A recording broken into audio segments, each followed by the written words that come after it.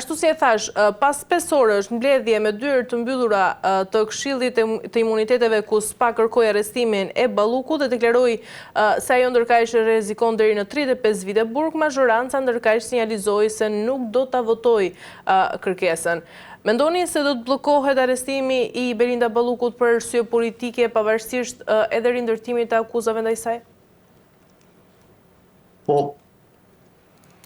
me thonë të drejtën, ky është një zhvillim i cili pritej, sepse sinjalet për të penguar zhvillimet në këtë drejtim janë dhënë prej kohësh.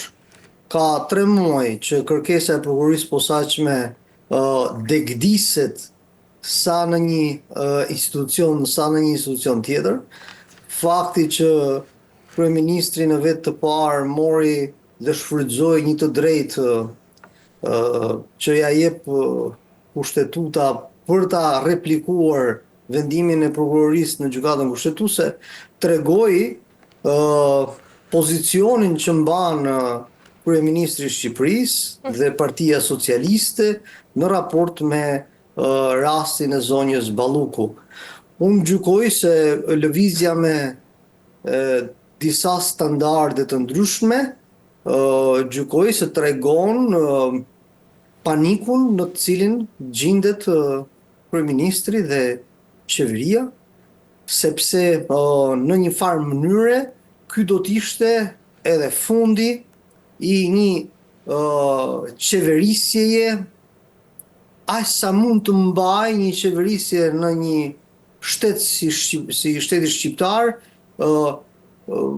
brenda logjikës së korrupsionit. Pra ka ardhur një moment kur korrupsioni nuk mban më dot qeverisjen.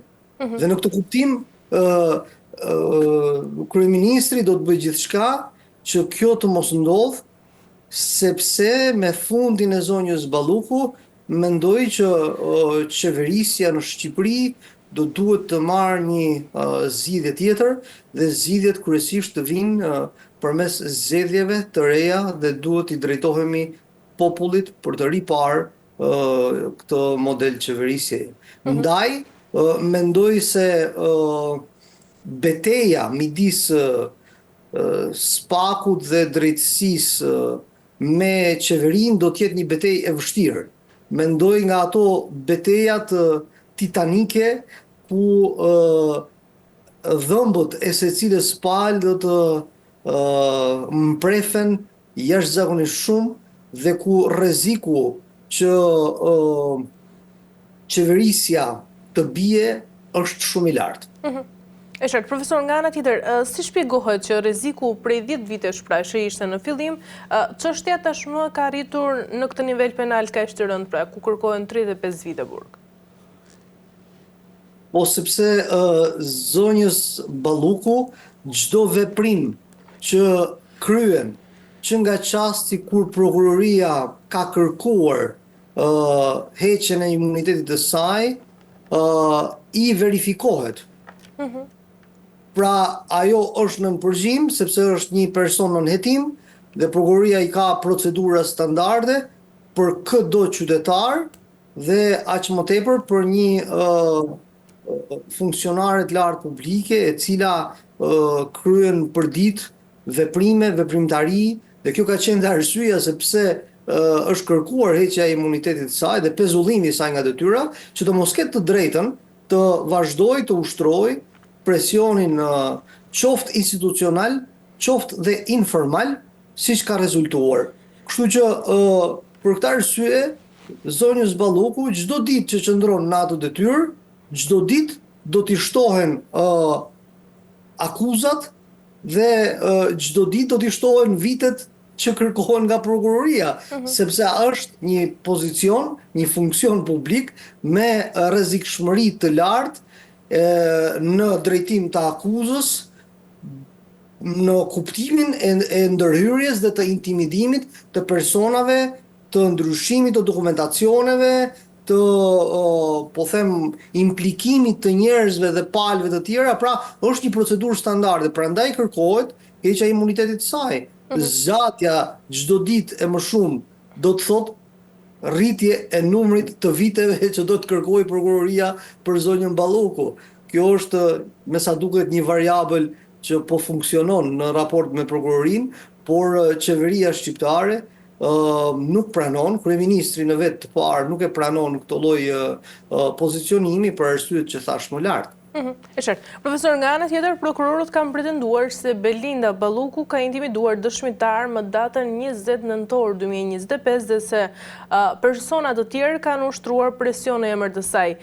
Nëse provohet se dëshmitarët janë kërcënuar për llogaritë e saj, profesor, ndryshon kjo kritikisht natyrën e çështjes pra nga një dosje tenderi në një akuzë për pengimin e drejtësisë?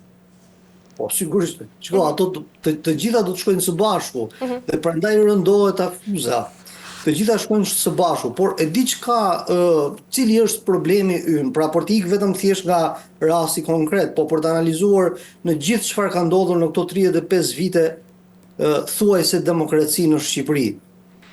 Është thënë nga shumë studiuese, nga shumë analistë që ne i vlerësojmë në atë kritikën që bëjnë, që këtu problemi kryesor është kompleksja e sistemit politik me korrupsionin masiv, endemik. Është një mekanizëm i cili ka kapur politikën dhe politika e ka shfrytzuar këtë raport me krimin dhe me mënyrën se si janë ndërtuar punët publike në Shqipëri. Pra ka 35 vjet që funksionon një njëjti mekanizëm, që firma të caktuara, që individ të caktuar, ngrejnë, fuqizohen dhe pastaj korruptojnë funksionarët, dhe sidomos në punët publike. Kjo ka qenë një nga gangrenat më të mëdha të buxheteve tona në këto vite. Pra ka qenë një standard, një normë, që kur bën një punë publike, patjetër do ketë korrupsion. Dhe rasti i zonjës Balluku është thjesht një rast i cili është kapur dhe po kapet për shkak të reformës së drejtësisë dhe për shkak të presionit që po bëhet. Por t'jeni të bindur që në gjithë këto vite shumë zonja e zotrinj, funksionar publik, po të hetohen siç duhet, rezulton shumë më shumë se sa zonja Balluku, sepse punët publike në Shqipëri fatkeqësisht bëhen përmes këtyre lidhjeve. Dhe kjo sigurisht është një dramë të cilën ne shpresojmë